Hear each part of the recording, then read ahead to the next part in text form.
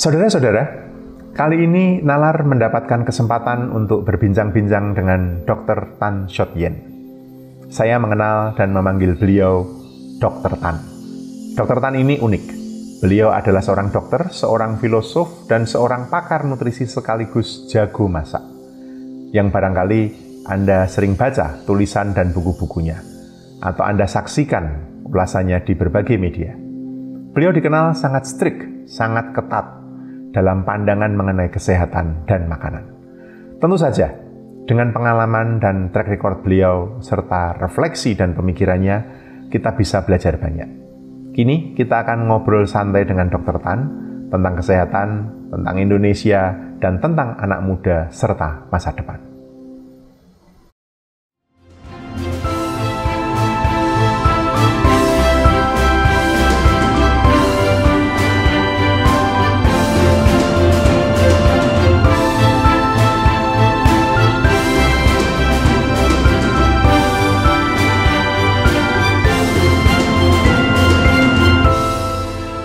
Selamat datang di kanal Nalar, mencari makna dalam peristiwa.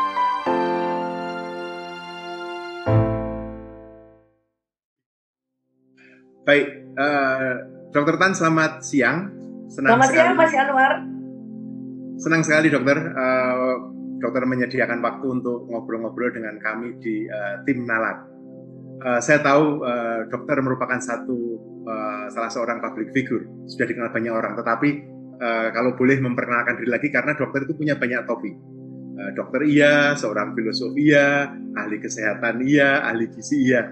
Nah, kalau dokter sekaligus memperkenalkan, sekaligus menceritakan latar belakang dokter sebelum kita bincang-bincang yang lebih substantif. Silakan, dokter. Saya adalah seorang perempuan yang memang berangkat dari suatu keluarga yang memang banyak memperhatikan tentang kesehatan, karena ayah saya sendiri adalah seorang dokter. Jadi saya seorang dokter lah, boleh dibilang S1 saya dokter. Saya mengambil ilmu kedokteran umum di Universitas Tarumanegara, dan kemudian saya lulus di FKUI untuk profesi saya. Nah, lalu kemudian saya mengambil ilmu filsafat karena saya berpikir kok jadi dokter cuma kayak bengkel ya, ada orang sakit diobatin, dan dia rusak lagi, sakit lagi. Sebetulnya manusia itu apa sih? Di filsafat manusia saya belajar banyak tentang menjadi arif dan bijak. Itu penting banget. Jadi S2-nya dokter filsafat? Yes, S2 saya filsafat. Saya sekolah di STF Triarkara Jakarta. Nah, lalu kemudian setelah itu saya berpikir untuk kembali ke fakultas kedokteran lagi. Nah, dalam hal ini saya melihat bahwa ilmunya yang paling saya pikir cukup seksi, yang selaras dengan filsafat saya adalah ilmu gizi. Nah, pertanyaannya adalah kenapa bukan gizi klinik, kenapa ilmu gizi komunitas? Karena komunitas adalah berbicara tentang masa depan, bicara tentang bangsa, bicara tentang policy, bicara tentang how we eat as a human. Ya, terutama sebelum kita menjadi sakit, itu penting ya, bahwa bangsa Indonesia harus mencegah, bukannya mengobati, karena yang disebut dengan ilmu kesehatan itu berdiri di atas justru ilmu kedokteran modern adalah mencegah orang untuk menjadi sakit. Kalau udah sakit itu ceritanya udah kuratif ya. Jadi preventif and promotif itu adalah suatu ilmu yang jarang disentuh, yang biasanya justru cuma sekedar orang bicara tentang policy and then bicara tentang teori, but in the real life they don't know exactly what it is. Kurang lebih seperti itu. Lalu kemudian saya ya malang melintang di banyak media, saya banyak sekali memberikan pemahaman edukasi tentang literasi gizi, dan saya juga menulis beberapa buku. Dan akhir-akhir ini di Instagram ya, dokter ya? Akhir-akhir ini di Instagram. Tadinya saya paling nggak mau masuk ke dalam dunia medsos, karena medsos saya andaikan itu adalah semacam dunia gibah. Nah, lalu kemudian akhirnya terpaksa saya masuk medsos karena saya melihat bahwa generasi milenial dan alpha, mereka tidak lagi mengikuti kemajuan-kemajuan seperti cara kita dulu menuntut ilmu. So mereka menuntut ilmu di medsos. Ini yang sangat mengerikan sekali. Makanya kita punya banyak sekali influencer, bahkan influencer dipakai oleh negara, dipakai oleh institusi pemerintahan yang menurut saya oh my god gitu loh ya. Dan begitu influencernya ini nggak karu-karuan, lalu seluruh rakyat Indonesia, sebagian besar sekian juta rakyat Indonesia ikut masuk ke dalam lubang kali. So buat saya ini nggak sopan, bukan main. Termasuk kita udah lihat bahwa banyak sekali influencer memberikan diet-diet ajaib, korbannya sudah banyak, dan Mengerikan sekali bahwa Indonesia tidak punya landasan sama sekali bicara tentang gizi masyarakat. Itu ngeri, Mas. Jadi itu menjadi alasan dokter juga untuk kemudian ya sudah nyemplung sekalian ke dunia medsos gitu ya dokter ya. Karena betul, kalau saya tetapi medsos saya arahkan untuk tidak menjadi dunia gibah. Betul. Karena kalau saya lihat di timelinenya dokter di IG itu pendidikannya malah sangat banyak. Nah dokter, ini masuk kita ke topik berikutnya. Ini saya tahu ini mungkin agak utopis, tapi sebenarnya visi dokter tentang Indonesia, tentang kesehatan di Indonesia itu sebenarnya seperti apa? Itu pertanyaan nomor 1. Nomor 2-nya adalah seoptimis atau sepesimis apa kita bisa mencapai gambaran yang dokter bayangkan. Karena yang saya lihat dokter, dan saya mengikuti uraian dokter Tan baik di Kompas atau di televisi atau di IG, misalnya mulai banyak ini kan isu-isu tentang kesehatan, orang-orang yang nggak tahu jadi sok tahu, kemudian malah banyak sekali aliran-aliran sesat dalam kesehatan. Mungkin itu hanya proksi saja dokter atau hanya probing saja, tetapi pertanyaan saya tadi adalah menurut dokter masa depan Indonesia, masa depan kesehatan di Indonesia itu seperti apa seharusnya, dan dokter seoptimis atau sepesimis apa melihat itu? Nah, dokter. Demikian, saya sebetulnya adalah orang yang optimistis ya. Saya adalah optimistis. I'm not a pessimist. So, saya berpikir bahwa langkah pemerintah sebetulnya bagus untuk menempatkan jargon pentahelix, Mas. So, pentahelix itu adalah salah satu daya ungkit supaya negara kita tuh majunya cepat. Nah, tinggal masalahnya yang saya kritisi adalah yang membuat saya agak sedikit pesimistik adalah pentahelix ini cuma gendut di salah satu area. Ya, seperti misalnya kita bicara tentang pentahelix, keterlibatan pemerintah, masyarakat, ya, civil society, ya, lalu kemudian ada pakar, akademisi, lalu kemudian ada lagi media dan dunia industri atau ekonomi bisnis. So, saya udah bisa ngetek bahwa yang disebut dengan dunia ekonomi dan bisnis ini akan membuat suatu cara pandang yang akan berbeda. Karena demikian, ceritanya demikian. Contoh paling gampang kita bicara tentang kesehatan anak-anak muda sekarang yang dimulai dari bagaimana ibu-ibu kita, para ayah ingin upbring the children, ya. Jadi bagaimana mereka itu nurturing the children. Yang pertama adalah yang saya lihat bahwa nggak usah jauh-jauh bahwa MPASI contohnya, makanan pendamping ASI, ya. Banyak orang sekarang untuk beralih ke komersial itu mudah banget. Ya, karena apa? Karena sekali lagi kita bicara cuma sekedar memberi makan anak. Ya, kita nggak bicara tentang bahwa anak ini bukan cuma butuh diberi makan. Anak ini butuh distimulasi. Stimulasi secara oral motornya baik, stimulasi motor sensori dan sebagainya. So, menjadi orang tua itu menjadi challenge di dunia kita sekarang. Bahwa kita menjadi orang tua bukan cuma sekedar mampu memberikan sandang, pangan, dan papan, tapi mampu membuat anak-anak ini menjadi tumbuh dan besar. Nah, jadi bicara tentang pengentasan stunting, ini salah satu isu yang paling seksi. Kalau bicara tentang stunting, lalu kemudian yang kita gadang-gadang adalah sekarang ini keterlibatan industri, maka nggak heran gemar Panglo Cinawinya adalah industri. Karena apa? Karena industri itu akan dengan cepat mengambil peluang. Mereka akan menciptakan produk-produk pabrik. Mereka akan menciptakan segala macam makanan yang begitu mudah untuk bisa dikonsumsi dan sebagainya. Padahal Mas, nah ini dia. Kenapa saya menjadi optimis? Optimisnya adalah negara kita tuh masih kaya. Kaya dengan apa? Kaya dengan pangan, sumber pangan yang terbaik, sayur, buah, ikan, itu semua kita terbanyak di Asia. Di Asia Tenggara. Kita ditakutin sama bangsa lain. Nah, cuma satu, bagaimana pemerintah dalam rangka melakukan pengentasan, contohnya adalah stunting atau gizi buruk apapun itu bisa memberdayakan seluruh instansi pemerintah itu sendiri, supaya antar kementerian itu nggak jalan sendiri-sendiri. Nah, seperti misalnya Kementerian Kesehatan membutuhkan asupan yang baik untuk anak-anak, ada telur, ada ikan, ada segala macam. Tetapi kalau kemudian, nah ini dia, Kementerian Pendidikan tidak mempunyai semacam benchmark tentang kesehatan di usia dini, maka tentu anak-anak ini tidak akan bicara, atau keluarga ini tidak akan bicara tentang pola makan yang baik itu seperti apa. Ya, lain dengan di negara-negara maju misalnya, kalau kita bicara dengan anak SD, mereka sudah hafal banget yang disebut dengan makanan yang bisa kamu makan setiap hari apa, makanan yang mestinya kamu batasi ya sekali-sekali apa, lalu makanan yang sebaiknya kamu tidak sentuh itu produk yang seperti apa. Ya, nah sekarang orang tua sendiri adalah seperti anak kecil yang udah pintar bikin anak kecil, dan itu mengerikan sekali. Ya, karena apa? Kalau Anda bicara dengan anak-anak yang sekarang umur 28 tahun, seumuran anak saya misalkan, mereka siap menjadi orang tua, lalu ditanya, kamu tahu nggak how do you raise your kid? Mereka akan mengatakan, wah itu mudah saja. Kalau saya nggak keluar ASI, ya udah kita punya susu formula. Ya, lalu kalau kemudian saya sibuk bekerja, lalu kemudian ya sudah, kita kan punya MPASI yang instant commercial, dan itu kan, nah ini dia, itu kan udah dihitung sama ahli gizi, ada komposisinya. Daripada saya bodoh, saya pusing harus nakar-nakar, mesti nimbang-nimbang, kan saya bukan ahli gizi.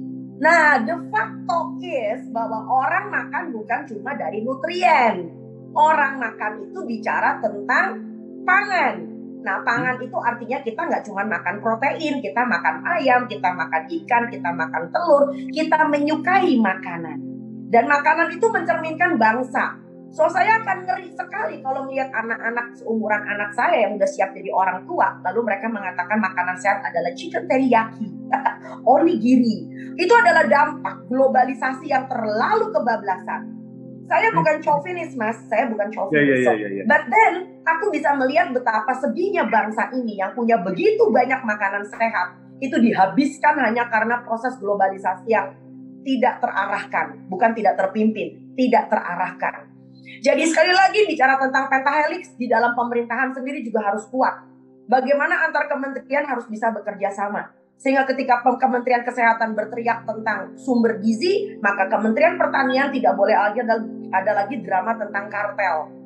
Kementerian Pendidikan tidak boleh lagi keteteran tentang apa yang disebut dengan gizi seimbang, ya. Sehingga dengan demikian anak dari kecil bahkan orang tuanya sudah bisa mengerti. Nah, nggak kayak sekarang. Ya, kantin sekolah aja ngejualin makanan instan lebih banyak. Dan dari Badan Pusat Statistik di 2019 saya bisa melihat bahwa kita punya pengeluaran rumah tangga per kapita itu level paling tinggi adalah makanan dan minuman jadi. Level yang kedua adalah rokok, ya, di mana di bawah itu baru pertama tadi makan minuman jadi, yang kedua rokok. Exactly. So kita bicara data dalam hal ini. So what's wrong with Indonesia? Ya, dan makanan minuman jadi itu menjadi suatu gong yang luar biasa. Mie instan yang paling keren ada di Indonesia. Bahkan sekarang yang disebut dengan makanan pendamping ASI dimulai dengan fortifikasi. So what's wrong with our Indonesian food? Ya, sekarang MPASI digadang-gadang katanya orang tua terlalu bodoh untuk memberikan makan anak-anaknya. Jadi yang salah edukasinya atau MPASI-nya. Ya, jadi nggak banyak orang tua paham how to raise the kids, how to feed them. Ini ngerinya luar biasa. Dan dokter tidak punya waktu untuk menjelaskan kepada orang tua. Betul. Ya, how to compose the feeding gitu loh ya. Ini terlalu horor. Sehingga udah berikan fortifikasi. Dan de facto di alam sana, di dunia nyata, di lapangan, ibu-ibu yang memberikan makan dengan MPASI yang fortifikasi, anaknya semakin gak mau makan. Betul. Dilepeh, betul. Lalu kemudian weight faltering, makin jauh turun terjun bebas. Anak-anak kita menjadi makin wasting and stunting di mana-mana. Jadi sekali lagi juga overall makin turun. Exactly, dan anak stunting adalah bicara tentang masa depan pengeluaran JKN yang luar biasa bebannya. Ya. Jadi ini adalah semacam gunung es, semacam kayak bola es yang selalu menggelinding menjadi avalanche, ya, yang seperti kayak kalau runtuh gunung es itu, dan kita akan terpuruk gila-gilaan. Jadi kita akan kerjanya cuma sekedar mencuci di air keruh. Jadi yang pertama yang harus diluruskan adalah bicara tentang kesehatan masyarakat, dan masyarakat paham apa yang menjadi haknya dalam hal ini untuk hidup sehat. Dokter, saya mau nanya dokter. Boleh. Menurut dokter, salah kaprah yang saya nggak tahu ya, apakah ini sengaja dibiarkan atau tanpa sengaja, justru karena sangat ignorant soal kesehatan ini kemudian jadi semakin jauh dari hakikatnya kan dokter ya, kalau saya tadi memahami dokter. Karena ini kan efeknya berantai seperti kata dokter. Ya. Nah, menurut dokter, pembiaran atau situasi yang seperti ini mulai memburu ini sejak kapan? Apakah memang sejak awal Republik ini berdiri? Artinya memang kita tidak punya visi dari awal. Atau apakah dokter melihat penanda, kayaknya mulai tahun 80-an atau akhir 80-an atau ketika awal 90-an atau kapan? Apakah bisa kita pinpoint situasi? Itu pertanyaan pertama. Pertanyaan kedua adalah, lantas kalau ada yang bisa kita ungkit untuk memperbaiki ini, meskipun ini akan kedengaran sangat saya akan kedengaran sangat romantik gitu dokter ya, tapi maksud saya utopik ya. Apakah ada sesuatu yang bisa kita kerjakan ya dokter? Saya belum bicara mengenai COVID dulu ya dokter ya, saya masih bicara soal tadinya, karena menurut saya ini mendasar sekali kata-kata dokter tadi. Ketidakpahaman kita mengenai gizi, ketidakpahaman kita mengenai cara kita sendiri untuk menjaga hidup sehat ini, dampaknya sepanjang itu. Karena stunting, lalu ke daya saing, wah kemana-mana dokter, sudahlah. Nah, sekali lagi dokter mengamati ini sejak kapan sih ini? Lalu titik ungkitnya di mana? Ya, saya melihatnya bahwa Indonesia melakukan modernisasi di banyak hal sejak zaman kita merdeka, selama 75 tahun. Tetapi yang disebut dengan literasi gizi itu nggak pernah maju. Itu yang ngeri. Literasi gizi tidak pernah maju. Exactly. Contoh paling gampang. Ketika kita mengatakan bahwa kita tanya sama orang misalnya, kamu kalau beli makanan, kamu apa yang kamu baca? Makanan kemasan. Yang dia baca cuma expired date. Dia nggak bisa baca yang disebut dengan label. Exactly. So dia nggak pernah bicara tentang tabel komposisi. Sampai saya hanya bisa mengatakan bahwa Masya Allah, mari kita bedakan Ibu antara makanan beneran, makanan orang dengan dagangan orang. So ini yang saya mengatakan bahwa ini berkaitan di mana-mana. Karena di sekolah pun anak-anak di sekolah diajar hanya untuk menghafal dan lulus ujian. Ya, tetapi asal literasi itu tidak pernah terjadi. Karena kita juga tidak punya guru-guru yang begitu hebatnya mempunyai literasi. Jujur ngomong, berapa banyak guru itu cuma ngomongnya doang, di belakang dia masih merokok. Berapa banyak guru-guru juga diam-diam dia masih beli gorengan dan sebagainya. So, bagaimana kita bisa membuat Indonesia menjadi lebih baik begitu loh. Dan kalau kita tanya tentang guru, ditanya tentang ilmu kesehatan, ground zero. Ya, mereka mengatakan juga mereka kalau anaknya nggak mau makan dikasih vitamin. Ya, lalu anaknya sulit makan, anaknya dibelikan apa yang anaknya mau. Yang penting asal makan. Jadi ini betapa ngerinya bahwa kita sudah maju 75 tahun, tetapi selama 75 tahun kita punya pembiaran namanya literasi gizi. Nah, literasi gizi ini tidak tertutup kemungkinan untuk bicara tentang perubahan perilaku. Makanya sekarang yang disebut-sebut sekarang yang digadang-gadang adalah kalau kita ingin membuat Indonesia yang lebih sehat, maka promkesnya adalah bicara tentang perubahan perilaku. Nah, perubahan perilaku ini hanya bisa diandaikan berubah kalau kita punya otonomi moral, kita juga berubah. Nah, pendidikan gizi di Indonesia, pendidikan kesehatan itu sebatas dengan rasa patuh. Ya, kita boleh nyebrang ke COVID sedikit deh, Mas. Ya, kenapa kita pakai masker? Karena kita nggak mau dicegat polisi. Karena takut ada hukuman. Ya, jadi kalau kita bicara tentang otonomi moral Kolber, itu kita punya 6 stage di situ. Maka Indonesia baru sampai ke dalam level 1 dan 2. Level 1 dan 2 itu adalah prekontemplasi, di mana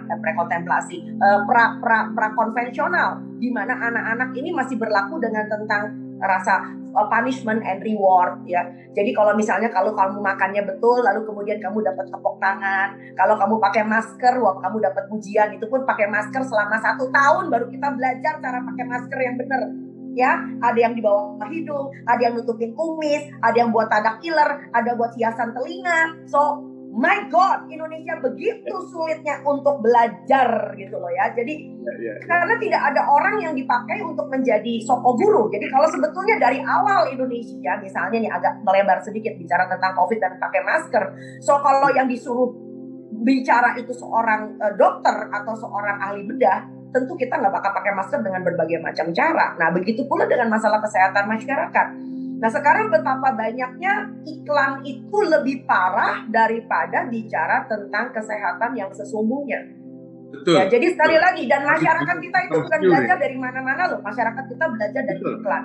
Bicara dari tentang endorser, influencer, YouTuber. Sampai saya bilang begini, YouTube itu adalah tontonan, bukan tuntunan.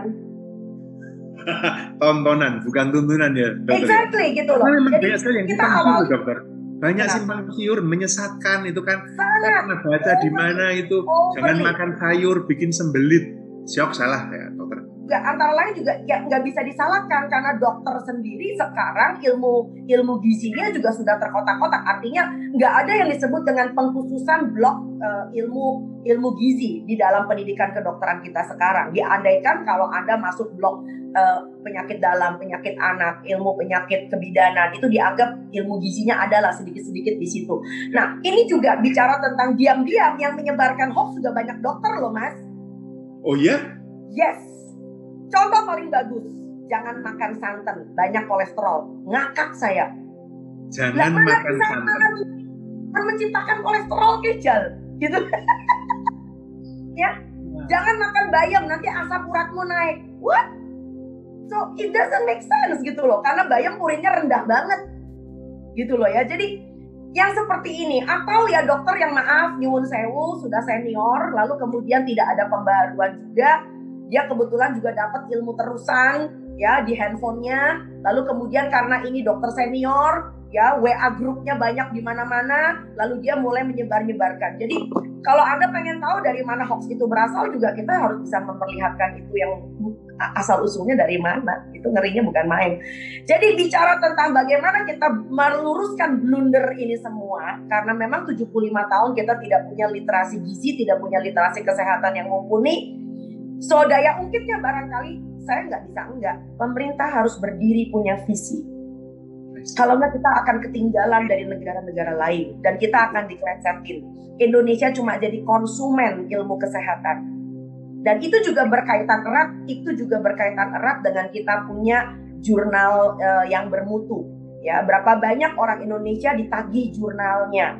Nah, jurnal-jurnal kita masyarakat umum juga udah mulai dididik ya. Jadi kalau misalnya kalau ingin mendapatkan ilmu pengetahuan harus yang sifatnya evidence based, ada jurnalnya apa enggak. Nah, itu jurnal juga ada punya kasta kan, Mas, ya. Nah, banyak sekali orang Indonesia menjadi ilmuwan terutama di bidang kesehatan, di ilmu gizi. Akhirnya tulisannya ada beberapa yang dibuat di jurnal predatory. Ya, dan ya. Nah, kalau di jurnal predatory sementara awam tidak ngerti apa itu jurnal predatory, yang penting masuk jurnal, kebayang nggak ilmunya udah di mana-mana. Ya, jadi ini adalah suatu cara berpikir kritis yang menurut saya sebagai akademisi di bidang kesehatan dan terutama ilmu gizi, kita harus betul-betul mempunyai outstanding movement. Otherwise, Indonesia akan ketinggalan jauh. Dokter, saya ini kan cukup ya beberapa saat lah dokter, nggak sangat lama ada di public policy dan kebetulan pernah membantu dua presiden kita dokter. Kalau dari cerita dokter tadi, harusnya literasi gizi, literasi nutrisi atau lebih umum lagi kesehatan ini harusnya bukan hanya prioritas dokter, tapi itu maha prioritas harusnya. Exactly. Jadi menurut saya bukan yang lain-lain ya. Karena itu fondasi yang amat mendasar kan dokter. Ya. Nah sekarang kalau saya sedikit mau nyambung ke COVID ya dokter ya, meskipun saya tahu dokter bukan epidemiolog, tapi justru yang bukan epidemiolog saya ingin mendapat pendapat dokter. Ini perasaan saya, mudah-mudahan saya salah dokter. Tapi saya kok merasa ya, bagaimana saat ini kita menangani COVID ini pemerintah sudah mengerjakan semaksimal yang dia bisa, tetapi hasilnya belum sangat optimal. Misalnya, sementara masyarakat didorong untuk 3M, tapi 3T dari pemerintah sendiri saya merasa testing yang masih diangkat terus soal spesifik, bukan treatment misalnya. Kemudian soal tracing, saya tidak begitu memahami bagaimana sebenarnya tracing ini dikerjakan secara mendalam gitu dokter. Kemudian treatment mungkin penguatan vaskes ya dokter sudah kelihatan beberapa. Tapi sekarang kita masuk ke vaksinasi. Sampai dengan data hari ini, kalau saya tidak salah, saya melihat hampir 12 juta total dosis, bukan orang ya, dosis yang disuntikan. Bentar dulu, 12 juta dosis itu vaksinasi pertama betul, atau vaksinasi kedua? Makanya 12 juta dosis, betul. Karena kalau kita tidak hati-hati lagi membaca angkanya sudah bisa misleading. 12 juta dosis itu perinciannya adalah 8 juta yang pertama, yang menerima vaksin yang kedua baru 4 juta. Dan kalau 4 juta ini kita bandingkan dengan target herd immunity 70%, itu less than 2% masih. Nah, bagaimana dokter melihat ini? Saya tahu maybe it's a bit stretch ya, tapi I really like to hear your view dok mengenai itu? Begini, saya juga nggak tahu kenapa ya. Jadi prinsipnya adalah kita udah kecolongan di awal. Sudah kecolongan di awal. Kecolongan di awal. Kecolongan di awalnya adalah ketika kita nganggap enteng. Saya masih ingat banget ya. Saya nggak mau apa-apa, tapi saya sedih banget kalau disebutkan bahwa nanti juga hilang sendiri penyakitnya. Satu, ya. Dan yang kedua adalah nggak apa-apa minum jamu, ya toh. Nah, yang ketiga, jadi perasaan adem seperti itu membuat masyarakat kita jadi lengah. Yorak popo, mengkonek ketularan mari dewe, nanti juga sembuh sendiri, ya toh. Ternyata ini adalah suatu pandemi. Satu. Dan yang kedua, ini yang menarik dari Indonesia, tidak ada satupun petinggi kita yang minta maaf. Tidak ada. Yes. Minta maaf itu adalah suatu kehormatan bagi siapa saja untuk mengakui bahwa yes, we did something wrong. Ini penting. Ya, we did something wrong. Why? Karena di Indonesia setiap hari sampai detik ini penderitanya nambah 4.000, 6.000, 6.000, 6.000, 4.000, 5.000. Ya, kalau kita belajar dari negara-negara lain, saya nggak mengatakan bahwa lu jangan ngebayangin negara lain dong, situasi kita kan beda. Baiklah. Tetapi kalau seandainya toh kita lihat bahwa negara-negara yang sampai hari ini penularannya udah 0, itu adalah negara-negara yang pada awalnya itu kencang. Dan masyarakatnya punya literasi. Iya, enggak. Ya, dari awal Indonesia itu udah kelihatan. Boleh mudik, tapi boleh pulang kampung, tapi nggak mudik. Ini bingung, ya kan? Boleh bikin pesta kawin, tetapi protokol. Nah, protokol ini kan relatif, ya. Kalau dengan kata lain ini kan suatu kayak semacam ngenyek juga ya. Nek kowe nggak bisa ngopeni satu orang tamu bayar 1 PCR 1,5 juta, lu gak usah nekat bikin pesta kawin. Kecuali kalau Anda bisa provide every guest that you have 1.5 million. You can provide them with PCR. Nah, tetapi yang orang kampung kan gak iso ngeliat kayak gitu. Ya, jadi sekali lagi bahwa maaf nyuwun sewu bahwa memang dari awal kita udah salah kaprah. Tapi ya sudahlah, kita nggak mau menyalahkan orang. Prinsipnya adalah bahwa Indonesia ini kaya dengan inovasi. Ini yang menarik. Dari inovasi tentang jamu, inovasi pakai kalung eukaliptus, inovasi pakai segala macam. Dan itu dilakukan oleh petinggi jajaran ring 1. Ya, yang menurut saya sekali lagi menjadi pemimpin itu harus arif dan bijak. Sebab kalau tidak, kita akan dilecehkan sama semua orang. Ya, nah bicara tentang tracing, ya kita udah lihat bahwa di banyak sekali port termasuk stasiun menggunakan genos. Yeah. Nah, kalau di genos itu memang betul hasilnya spesifik dan sensitif, maka hasil yang positif di genos itu diurutin kemana? Apakah mereka lalu diminta untuk PCR? Atau mereka adalah hilang, cuman lu gak boleh berangkat aja naik kereta? Ya, jadi ini nih ngerinya bukan main. Nah, yang berikutnya lagi. Kenapa penularan itu begitu masif? Kalau saya perhatikan, juga di pos-pos kesehatan, termasuk di rumah sakit. Belakangan ini kan kita juga udah nggak terlalu banyak nakes yang meninggal ya Mas ya. Tapi di awal-awal 1 tahun pertama ketika nakes banyak yang meninggal, kalau saya perhatikan itu ada protokol yang dilanggar. Protokol yang dilanggar apa? Bahkan nakes melakukannya. Makan bersama. Di puskesmas itu kalau ada yang ulang tahun, mereka buka masker dan makan bareng-bareng. Karena di Indonesia tuh semangat mengguyupnya tinggi. Ya, karena apa? We are the world, we are the people. Satu rumah, satu keluarga. So di Indonesia tuh guyup. Jadi diandaikan kalau saya satu kerjaan di tempat yang sama, bismillah, kita imun. Dia lupa bahwa teman kerjanya ini punya suami juga kerja di tempat lain. Dia lupa si ibu dokter ternyata suaminya juga masih naik turun angkot. Dia lupa bahwa pekaryanya juga istrinya ternyata jualan di pasar. Nah, jadi bagaimana dong penularannya ketika di meja makan di puskesmas kita makan bareng-bareng? Kalau memang ditelusuri nakes-nakes kita betul kena nggak sih dari pasien? Aku nggak yakin loh. Sebab ketika saya nggak yakin. Sebab begitu kita berhadapan dengan pasien, wah kita punya antena nyala. Ya, SOP kita jalankan. Ya, tetapi banyak sekali nakes itu kalau kita betul-betul telusuri ya, ternyata dia kenanya sama seperti awam. Coba Pak Yanuar lihat deh, dari sekian ratus nakes, ada nggak yang betul-betul handle the patient? Ada beberapa orang, beberapa profesor yang sebetulnya dia bukan orang yang handle the COVID. Dia bahkan tidak bekerja di rumah sakit. Tetapi lalu kemudian dihitung sebagai orang yang meninggal sebagai nakes yang kena COVID, tapi belum tentu karena pekerjaannya. Gitu loh ya. Nah ini penting. Ya. Nah sekarang kayak begini, karena kita tuh masih manusia Mas, kita masih manusia. Ya bahkan banyak sekali juga beberapa bidan yang aku perhatikan bahwa mereka tuh kalau udah foto langsung lupa diri, deket-deketan semua, jaga jarak, nggak jaga jarak. Jadi protokol tuh dilanggar sendiri. Jadi kalau ada ulang tahun, ada perayaan apa-apa, mereka langsung foto wifi, bukan selfie tapi wifi, rapet. Dan begitu itu mereka mulai buka masker, biar ketahuan siapa orangnya kan, buka masker. Lalu mulai teriak, cheese. Begitu dia teriak, cheese, itu nyebar semuanya. Ini menarik, Indonesia menarik sekali.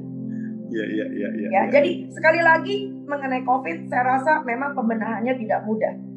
Karena negara kita tuh berbeda dengan negara orang, aku setuju banget. Tetapi kalau dari awal kita sudah mempunyai protokol yang betul-betul dipatuhi dengan baik, dan ada pemimpinnya, maka negara ini akan jauh lebih cepat. Karena sebetulnya orang Indonesia tuh penurut kok Mas.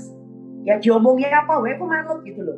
Saya ngomong soal vitamin D dengan berjemur, ya Mas Yanuar bisa lihat. So semua orang jam 10 pada berderet berjemur, sampai saya dimarahin sama spesialis kulit. Ini orang gila ini.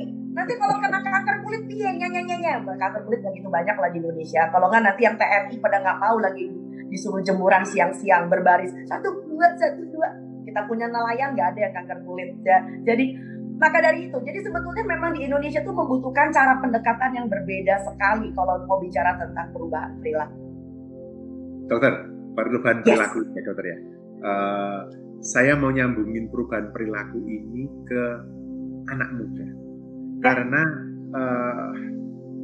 ini negara ini kan punya mimpi ya dokter ya, atau punya visi. Maunya 2045 mau jadi negara besar, mau jadi negara maju. Negara nomor 4, nomor 5 dunia.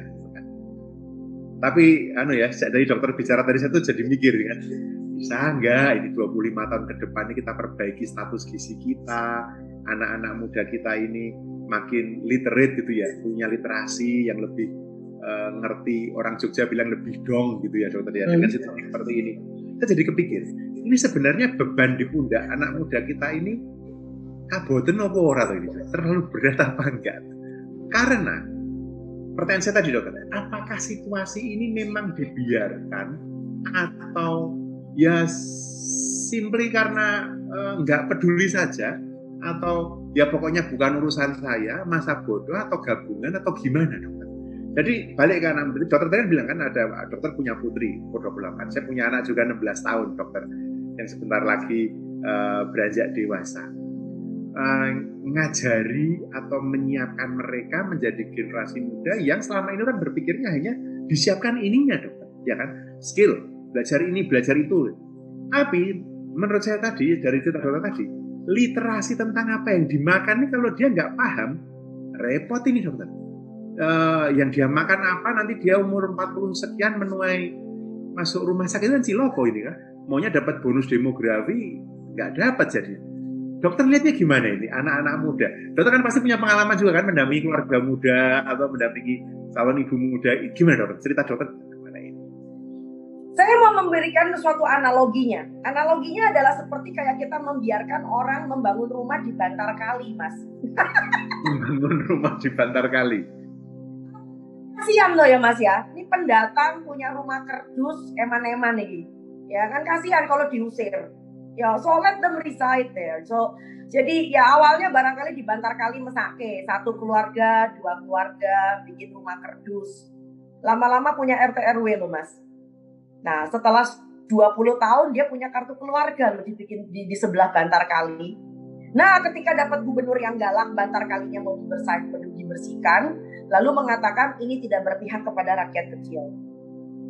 Ya, padahal gara-gara bikin rumah di bantar kali, korbannya 1 kota banjir. ya. So itu adalah analogi yang bagus tentang pembiaran. Ya, sama seperti kalau kita membiarkan anak-anak kita dari kecil yang sing penting mangan, sing penting dadi daging, awake ketok gede bongsor, ya. Nah, tetapi pertanyaannya adalah apakah yang dimakan itu baik dan benar? Nah, menjadi seorang akademisi, menjadi seorang ilmuwan, menjadi seorang pakar atau profesional di bidang kesehatan, maka kita tidak boleh lepas dari suatu cita-cita dalam filsafat yang mengatakan bahwa semua yang baik itu harus benar. Sebaliknya semua yang benar harus berada di jalan kebaikan. Itu yang membuat saya menjadi terpimpin selama ini menjadi seorang Tan Shot Yen. Demikian pula dengan mengatakan bahwa tujuan kita memberi makan anak bukan cuma sekedar asal dia tumbuh tinggi, besar, berprestasi. Tetapi kita juga tahu bahwa makanan ini akan baik untuk dirinya. Sampai dengan dia beranak cucu. So ini penting. Ya, jangan sampai cuma sekedar anak ini selamat sampai umur 17 tahun. Lalu setelah itu dia mengidap PCOS, Polycystic Ovary Syndrome, karena gangguan hormonal. PCOS, Polycystic Ovary Syndrome. Saya belakangan ini banyak sekali menerima remaja loh mas, 17 tahun sampai dengan usia 20-an. Yang mengeluhkan karena dikirim dari dokter spesialis kandungan. Yang mengatakan gaya hidupnya jelek sekali sehingga telurnya kecil-kecil, menstruasinya berantakan. Dan nanti di usia mereka menikah, mereka sulit punya anak. Ya, padahal zaman dulu kita punya anak kayak marmot, hitungannya kepala 3, 6, 9, 12. Ya, sampai perlu dihentikan ini gang kelincinya. Tapi sekarang mas, bagi pasangan muda, buat punya anak satu saja, mereka punya istilah baru sekarang, promil. Itu bukan merek susu ya, program hamil. Kok yo medeni gitu. Ya, sampai pengen punya anak satu aja itu mesti program hamil. Ya, sampai mereka harus banyak ya. Dulu kan sampai dihentikan karena pakai program KB. Sekarang punya anak sulit. Yes. Pengentalan darah, sindrom Hughes syndrome, pengentalan darah. Tidak bisa punya anak karena telurnya kecil-kecil tapi tidak dibuahi. Nah, kalau udah kayak begitu, baru mereka cari ahli gizi. Nah, ini kan ngerinya bukan main. Gitu loh ya. Jadi sekali lagi, ini adalah suatu analogi ya. Ketika orang baru bikin rumah di Bantar Kali, everything's going to be okay. We live as though nothing happens. Nah, begitu sudah mulai banjir, baru Bantar Kalinya mau dibersihkan, baru eweh-eweh di situ. Ya sama, seperti ketika kita udah punya berat badan udah gila-gilaan, ya, udah mulai didera dengan diancam serangan jantung, mesti pasang ring, mesti bypass, and then oh my god, gitu loh ya. Nah, di sisi lain, nah ini yang mengerikan mas. Di sisi lain, kita sekarang udah dikuasai oleh medsos. Medsos yang tidak terbatas dari konten lokal, tapi ada juga konten internasional. Sehingga begitu banyak sekarang, termasuk ada beberapa ahli gizi yang juga menerapkan protokol-protokol makan seperti kayak orang-orang yang ada di luar negeri. Jadi orang-orang Indonesia sekarang kalau mau diet itu disetel makan brokoli kukus, ikan salmon dikukus, lalu pakai chia seed, lalu ditambah dengan extra virgin olive oil. Ini mau sampai kapan? Nah, saya sedang mengetuk bahwa ahli gizi yang Indonesia banget itu nggak ada. Ya, padahal saya mengajarkan bahwa yang Indonesia banget nggak ada. Padahal tanah ini tanah air yang kaya. Kita punya ikan baronang, kita punya ikan kue, punya ikan kudu-kudu, kita punya ikan kerapu Indonesia yang terbaik di seluruh dunia. Tapi semua diekspor. Karena kita lagi mengejar salmon. Itu agak gila ya. Itu agak gila loh. Ya, sama. Kita juga punya yang namanya matoa, kita punya manggis, ya, kita punya mangga, segala macam mangga ada di Indonesia. Cari mangga yang aneh-aneh ada di Indonesia. Semua diekspor ke Cina, ke Singapura, ke Taiwan, ke Korea, ke Jepang. Kita bikin semua orang di luar sana sehat, segar, bugar. Duitnya dapat dong mas, duitnya dapat. Separoh bapaknya beli rokok, ibunya beli pulsa supaya bisa riak di medsos. Dan anaknya diberikan makanan kemasan, makanan kekinian. Saya ngeri loh. Dan ini di kampung. Saya melihat ketika saya tuh kerjanya memang keluyuran pontang-panting. Kalau misalnya ini karena pandemi ya, saya agak sedikit ngeri sedap. Saya nggak mau bawa kuman juga buat keluarga saya di rumah. Tapi kalau misalnya kayak sekarang kita di NTT sedang hal seperti ini terjadi dengan banjir dan sebagainya, saya biasanya udah angkat ransel, saya jalan.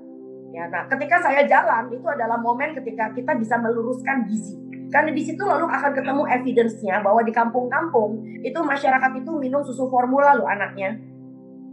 Ya, di desa-desa mereka sudah mulai dengan makanan pendamping ASI yang kemasan loh Mas. Yang mereknya nggak ada di kota besar. Tapi mereka pengen ikut seperti orang di kota besar. Jadi makanan berkasta di Indonesia luar biasa. Jadi Anda bisa bayangkan kalau seandainya ahli gizi kita tutup mata dan tidak dengar apa yang terjadi di luar sana. Fokusnya hanya di kota besar. Seakan-akan kalau anak diberi susu formula semuanya mereknya sama. Ya, kalau diberikan MPASI kemasan semua mereknya sama dengan konten yang sama. Wah, my God, this is going to be a disaster. Ya, jadi kalau kita ingin mempersiapkan remaja kita, jadi menurut hemat saya adalah ini adalah momennya ketika Indonesia masih bisa digebrak. Ya, itu aja. Dokter, terima kasih sekali dokter. Ini bagi saya ini sangat tidak hanya eye opening ini, tapi juga malah to some extent agak heartbreaking ya dokter ya. Aduh, kayak very heartbreaking, but it's very challenging. Iya, benar dokter. Dokter nggak tertarik masuk ke sektor pemerintah dokter, jadi pembuat kebijakan publik kan? Gimana dokter? Enggak, lupa ketawa ini serius dokter. Enggak tertarik ya? Saya akan menjadi bohong dan munafik kalau saya mengatakan saya tidak tertarik. Tentu ada daya tariknya. Daya tariknya karena apa? Bukan karena kedudukan Mas.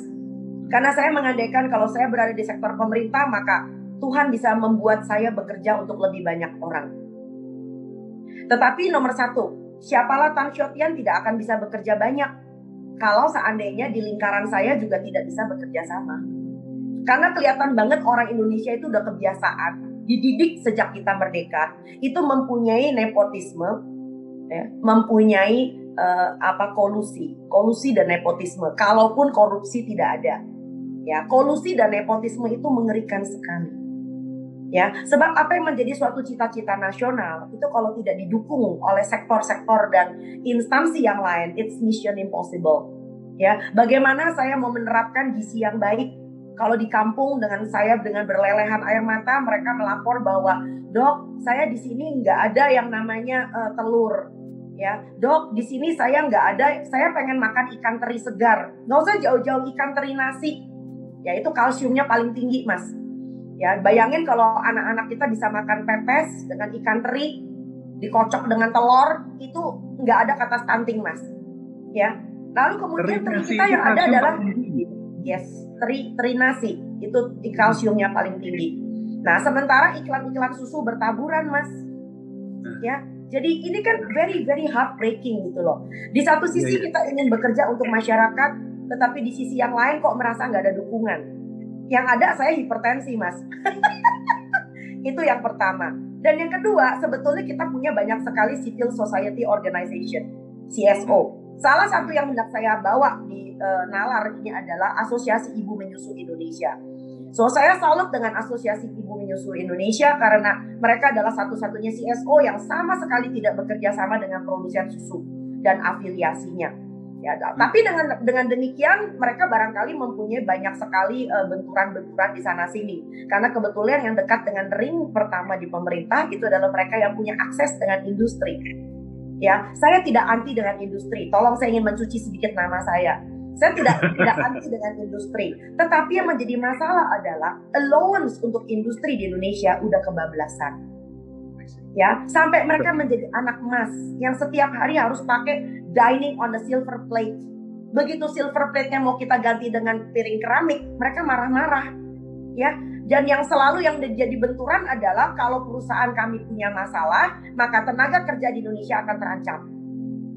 Ya, sama seperti mengenai bicara tentang rokok. Rokok itu selalu mengancam bahwa kalau pabrik rokok tutup akan berapa banyak ribu buruh pabrik yang akan tidak punya pekerjaan. I don't think so.